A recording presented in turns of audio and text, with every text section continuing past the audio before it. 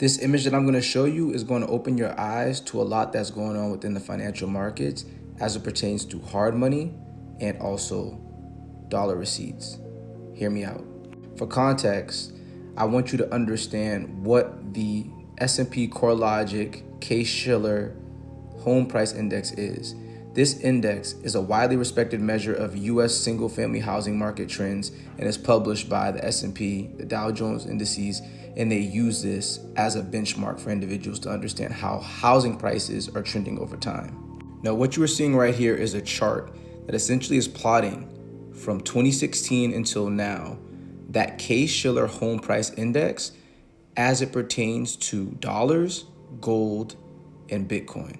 If you look at the blue line at the top, you can see that from 2016 until 2025, the price of homes has been going up by 88% over the last 10 years. Go figure.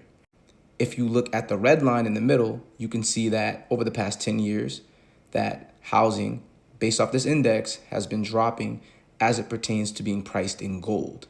And if you look all the way at the bottom, you can see that when you price the housing index in Bitcoin in the purple, it's been flat. It's down 99.6% over the last 10 years. So you may be looking at this, you may be a little bit confused about why is this the case.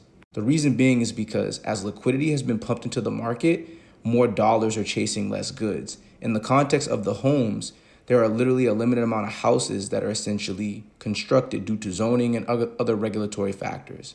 As a result, there's all this money and leverage in the market that's driving up the cost of homes, as well as other factors, but definitely liquidity being pumped into the market has made housing more expensive when you price it in dollars. What you can see is that when you're looking at the housing price index as it pertains to being priced in other hard assets that can't be debased, like gold or Bitcoin, it's falling or it's flat in the case of Bitcoin.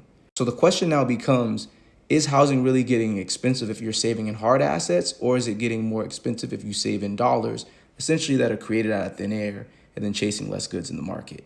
This is definitely something to consider and definitely a very insightful post that I think everybody can understand when you truly understand the difference between hard assets versus dollar receipts backed by IOU nothings. Comment your thoughts below.